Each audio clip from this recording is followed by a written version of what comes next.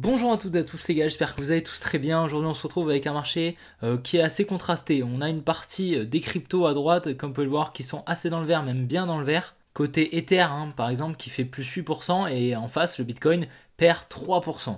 Donc c'est assez intéressant, on a quand même une surperformance de l'Ether par rapport au Bitcoin. Et donc il va être intéressant d'aller voir ETH-BTC car on réalise parfaitement l'analyse que je vous avais partagée déjà depuis plusieurs mois. Sur le Solana, on retrace encore un petit peu plus profondément, et puis on a le Bitcoin surtout qui retrace et qui exécute parfaitement l'analyse que je vous ai partagée hier. Donc avant-hier, malheureusement, l'analyse n'était pas parfaitement exécutée, mais bon, du coup on s'est adapté à ce que le marché nous a proposé, et donc hier je vous avais partagé un setup, une jolie distribution avec un sign of weakness, on ira voir ça, et donc c'est exactement parfaitement ce qui s'est passé. Et pourtant on a eu un hack, donc il y a un hacker qui a hacké le compte Twitter de la SEC, et donc qui a annoncé que les ETF étaient acceptés. Malheureusement c'était faux, et pourtant je connaissais pas la news, mais c'est le scénario qui a été parfaitement exécuté grâce justement à cette fake news. Donc on ira voir le Bitcoin, ETH-BTC comme je vous l'ai dit, on ira voir également le Link, le Solana et le Ordi. On ira voir très rapidement les altcoins, il n'y a pas grand chose à aller voir par rapport à hier. Mais donc j'espère vraiment que la vidéo vous plaira. Si c'est le cas, n'oubliez pas comme d'habitude de la liker et de vous abonner si ce n'est pas déjà fait, et puis de rejoindre les groupes Telegram directement en description. Si vous n'êtes pas déjà inscrit sur Apex ou sur BitGet, n'hésitez surtout pas à le faire directement. Les liens sont en description, vous aurez des rabais sur les frais de trading. Donc ça peut vraiment être intéressant pour vous. N'oubliez pas de faire un petit tour également sur mon Twitter, je poste pas mal de contenu. Donc j'espère vraiment que la vidéo vous plaira, et puis les gars, je vous embête pas plus. Allez, on est parti. Donc voilà, hier, comme vous pouvez le voir, donc on était à peu près ici environ, par là, donc environ 16h, 17h par ici en gros, et donc on n'avait pas cette grosse mèche, on n'avait pas toute la grosse mèche ici, donc je vais me mettre en replay, comme ça on va mieux voir, mais du coup voilà, on était comme ça avec cette jolie trendline. Ici je vous ai dit qu'on était très probablement sur un sign of weakness, donc ici, et donc plus généralement on était ici sur une grosse distribution, Buying Climax, Automatic Rally, Secondary Test avec plein de Secondary Test, je vous l'ai dit, et puis on avait surtout la droite rose ici, c'est des Equal High en Higher Time Frame, en 3D à peu près, je vous les ai montrés hier. Et donc je vous avais dit qu'il était très probable qu'on vienne donc liquider en premier temps ce high. Juste ici, je vous avais dit qu'il y avait 99,9% de chances que ce high n'était pas protégé, et on est venu le liquider, ça c'était sûr. Et étant donné qu'on avait pas mal de liquidités, franchement c'était pas possible qu'on vienne descendre comme ça sans venir chercher les liquidités au nord, ça m'aurait énormément étonné. Donc on est venu chercher le high, puis ensuite on est venu liquider au sud, c'est exactement ce que je vous avais partagé dans la vidéo d'hier. Donc assez content, on a eu vraiment pas mal de volatilité grâce surtout à la news, la fake news qui a apporté énormément de liquidité. La smart money a pu donc injecter ici pas mal d'ordre en vente, d'accord, grâce à toute la dumb money qui a acheté ici pensant que les ETF étaient réellement acceptés. Donc vous voyez un petit peu comment ça va se passer très probablement lorsque les ETF seront acceptés. Je pense que ce sera également pareil, d'accord. Lorsque la SEC annoncera les ETF, énormément de gens vont acheter parce que là c'est déjà la deuxième fake news, le deuxième pump and dump qu'on a eu. Donc clairement lorsque ce sera réellement officiel, dès que réellement on aura les ETF, et bien là vous pouvez être sûr que 99% de la dumb money va acheter, et en face la smart money pourra vendre. Donc je pense qu'on sera sur un setup comme ceci, donc une jolie distribution avec une création de liquidité, une jolie résistance qu'on va venir casser avec pas mal de momentum, et donc ça va donner en fait une raison à la dumb money d'analyse technique pour qu'elle achète une cassure de résistance qui passe support. Et donc ensuite on vient les liquider et on récupère tous les ordres dans le mouvement.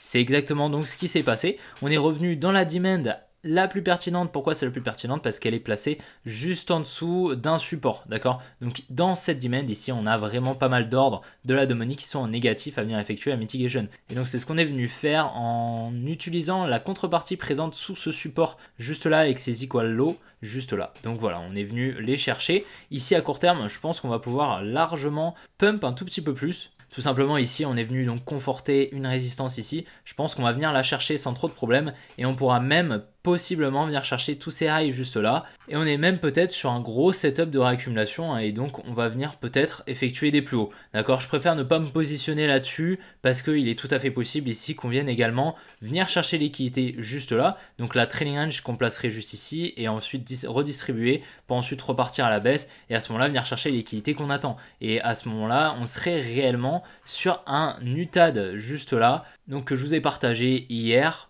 Et donc c'est vraiment super, on est vraiment venu chercher les equal high, etc. Franchement c'était vraiment top. Je vous avais dit qu'on allait venir chercher entre les 47 600 et les 48 000, et comme vous pouvez le voir on est vraiment venu mécher aux 48 000. Voilà, franchement c'était magnifique, très très content. Pour le moment en H4 on est toujours bullish, donc on peut largement continuer la hausse, continuer la structure haussière. Maintenant on ne va pas attendre qu'on shift la structure. Si on vient justement chercher ce niveau ici, les 46 200 et qu'on revient distribuer, je prendrai probablement un short par là. Maintenant comme vous pouvez le voir on est quand même assez lent, donc on va voir ce qu'on va faire, mais pour le moment je préfère ne pas me positionner. Parce que clairement, on a vraiment pas mal de liquidités ici. Et puis ici, on n'a possiblement pas un lot protégé. On est venu effectuer une mitigation partielle. Donc on va pouvoir largement venir chercher un petit peu plus profondément dans la demand. C'est pour ça que personnellement, je ne vais pas me positionner. Et puis en plus de ça, on a vraiment énormément de liquidités au sud. Donc franchement là, ça respecte pas mon plan vu la tonne de liquidités qu'on a. On a notre trading range, on a toute cette trendline ici, les equal lows qu'on a juste là. Pour moi personnellement, ça respecte pas mon plan et c'est pas assez pertinent. Et donc je vous ai dit il y a quelques jours ici qu'on avait très probablement eu un transfert main forte main faible et donc que la smart money ici a pu acheter énormément, injecter des ordres à la hausse. Hier, je vous ai expliqué qu'il était très peu probable en fait qu'on vienne effectuer des plus bas sans distribuer, d'accord? Donc distribuer pourquoi? Pour vendre tous les ordres en achat ici qu'elle avait acheté. Parce que ici, la dumb money est passée baissière, ça a permis à la smart money ici d'injecter à la hausse, tout simplement transfert main forte, main faible. La main faible, c'est la dumb money, la main forte, c'est la smart money, vous le savez. Et ici, on a eu notre grosse distribution avec des gros equal high, une jolie trendline et pas mal de momentum qui a possiblement, potentiellement permis à la smart money ici de vendre ces ordres qu'elle avait injectés ici à court terme, d'accord? Donc c'est toujours possible qu'ici on vienne effectuer des plus bas et qu'elle a pu en fait se servir de la contrepartie présente au-dessus des equal high pour vendre, distribuer ces ordres en achat. À ce moment-là, on pourrait tranquillement effectuer des plus bas, venir chercher toutes les liquidités. Donc c'est pour ça que c'est, je pense, un scénario qui est assez probable. Et donc on serait sur la deuxième liquidation de la distribution. Il est assez rare qu'on en ait une troisième, ça existe bien sûr, mais donc pour le moment je pense qu'on peut largement effectuer des plus bas. On va surveiller ça de très très près pour le moment et puis je vous tiendrai au courant si on a du mouvement ce soir sur les groupes Telegram toujours. Concernant ETH-BTC, c'est ce qu'on appelle une exécution quasiment parfaite. Je vous avais partagé cette demand ici qui serait intéressant en fait qu'on vienne dedans, mais il est possible qu'on n'y aille pas et donc je vous avais surtout partagé cette grosse trendline où on avait pas mal de touches comme vous pouvez le voir et donc ici j'attendais une liquidation en fait de la trendline, revenir dans la demand, réaccumuler pour ensuite repartir à la hausse. Ici on est venu donc accumuler très probablement création de liquidité, liquidation. Donc il est possible ici qu'on vienne donc liquider en plus de ça avec le secondary test in phase B de l'accumulation, liquider en fait la trendline et qu'à présent on vienne effectuer des plus hauts. Qu'est-ce que ça veut dire ETH-BTC? C'est tout simplement une paire. Donc on a l'Ethereum contre le Bitcoin. Donc ça veut dire que si l'Ethereum performe plus que le Bitcoin, eh bien ETH-BTC va monter tout simplement. Si c'est l'inverse,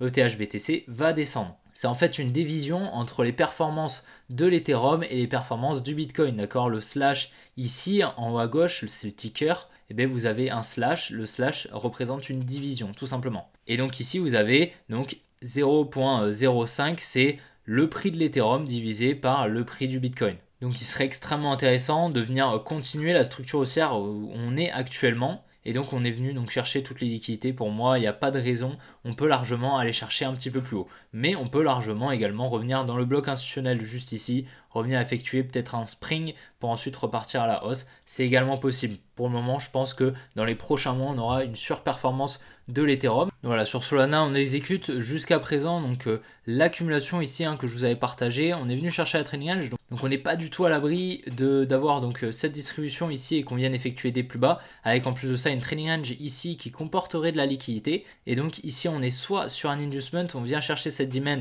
puis on repart à la hausse, soit ici, on va venir donc à récupérer toutes les liquidités ici, avoir une petite réaction pour ensuite repartir à la baisse. Et à ce moment-là, venir chercher les equal lows qu'on a juste ici, c'est tout à fait possible. Ici, comme vous pouvez le voir, on est sur un joli setup potentiellement de top. Ici, comme vous pouvez le voir, on vient effectuer donc la mitigation de cette demand juste ici et puis récupérer toutes les liquidités qu'on a juste là. Donc ça peut être littéralement un top ici de marché pour ensuite continuer la tendance baissière qu'on a à moyen terme. Sur le ordi, c'est globalement la même chose, mais on crée encore un petit peu de la liquidité au sud, comme vous pouvez le voir. Donc comme vous le savez, j'attendais la liquidation ici de ces equal high, de cette résistance en fait qu'on aura peut-être, d'accord, ou peut-être qu'on partira en la laissant. C'est tout à fait possible. J'avais ce premier objectif ici, donc ces premiers equal high, cette première résistance tout simplement, qu'on est venu chercher assez rapidement d'ailleurs sur l'accumulation que je vous avais partagé. On a toujours ce gros support ici qu'on conforte, donc il y a énormément de liquidité qui se place juste en dessous tout simplement.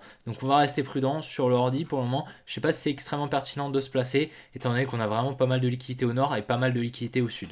Sur le link, honnêtement, je m'attends à un mouvement haussier dans les prochaines heures, tout simplement pour revenir chercher toutes les liquidités qu'on a juste ici. Comme vous le savez, on attend donc 7 supply au minimum, c'est notre objectif, donc je pense largement qu'on va venir la chercher en justement venant liquider toutes ces liquidités qu'on a. Ensuite, on vient créer ici des equal low et pas mal de liquidités également ici qu'on viendra, je pense, chercher par la suite une fois qu'on aura cherché cette supply. En tout cas, c'est ce que je pense, mais clairement là, les liquidités qu'on a au-dessus de ces rails, on viendra les chercher, c'est quasiment sûr. Et donc voilà les gars, j'espère vraiment que cette vidéo vous aura plu. Si c'est le cas, n'oubliez pas de la liker et de vous abonner comme d'habitude. On est bientôt 2000, bienvenue au nouveau et merci de me suivre. N'hésitez surtout pas à rejoindre les groupes Telegram et à me follow sur Twitter également. N'hésitez surtout pas si vous avez des cryptos que vous aimeriez que j'analyse. Évitez les low cap les gars, parce qu'en vrai c'est pas extrêmement intéressant à analyser, il y a très peu d'historique. Alors que les mid cap ou les high cap c'est quand même vachement plus intéressant. Si vous en avez quelques-unes que vous aimeriez que j'analyse, n'hésitez surtout pas à me le faire savoir. Donc les gars, je vous souhaite une bonne après-midi, bonne soirée et puis on se retrouve demain pour une prochaine vidéo comme d'habitude. Allez, ciao les gars.